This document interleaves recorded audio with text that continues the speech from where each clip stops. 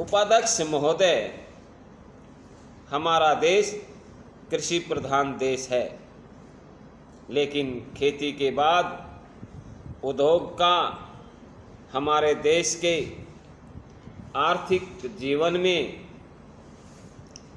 बड़ा प्रमुख और महत्वपूर्ण स्थान है। विराम। आज़ादी के बाद देश में बड़े बड़े और मौलिक उद्योग धंधे खड़े किए गए हैं, जिनकी बहुत आवश्यकता थी। विराम। उस दिशा में अच्छा प्रयास किया गया और उसमें बड़ी सफलता भी मिली है। विराम। लेकिन जहां बड़े बड़े उद्योग खड़े हुए परंपरा से चले आ रहे थे, बड़ी उपेक्षा हुई। बहुत से उद्योग धंधे अपने पुराने ढंग से चले आ रहे हैं, उनमें कोई नया परिवर्तन नहीं लाया जा सकता है,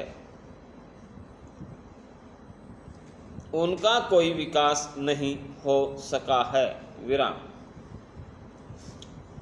देश की स्थिति को देखते हुए खास तौर से ग्रामीण क्षेत्रों में कौन से नए उद्योग धंधे खड़े किए जा सकते हैं, इस बारे में कोई अनुसंधान नहीं किया गया है।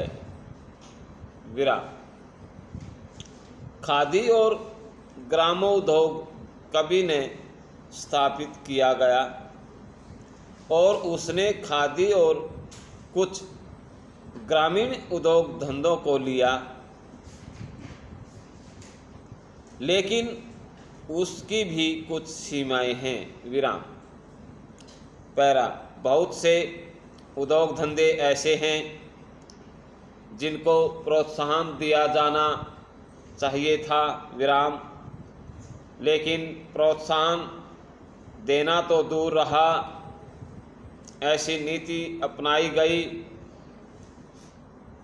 कि उनके काम में बाधा पैदा हुई और उनमें से बहुत से टूट गए। विराम। इसका परिणाम यह हुआ कि एक तरफ तो हमने दिखाने के लिए बड़े बड़े कल कारखाने खड़े किए हैं, लेकिन दूसरी तरफ बेकारों की संख्या बढ़ती गई है। विराम।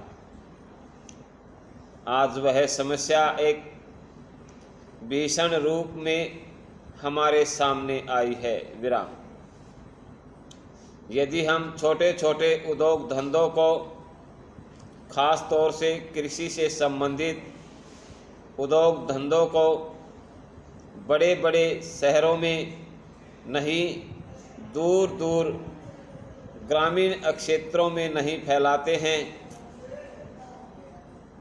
तो इसके दो दुष्परिणाम होंगे। विराम। एक तो उद्योगों का केंद्रीयकरण होगा और दूसरे शहरों की आबादी बढ़ेगी,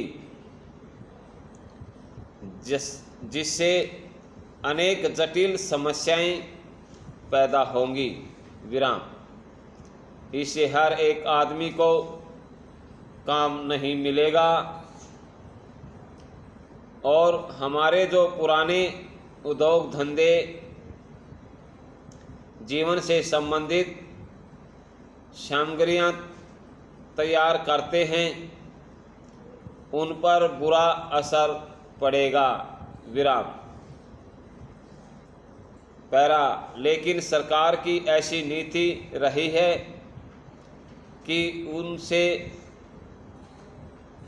बहुत से उद्योग धंधे समाप्त होते जा रहे हैं, जिसका नतीजा यह है कि इस उद्योग में लगे हुए आदमी बेकार हो रहे हैं। विराम।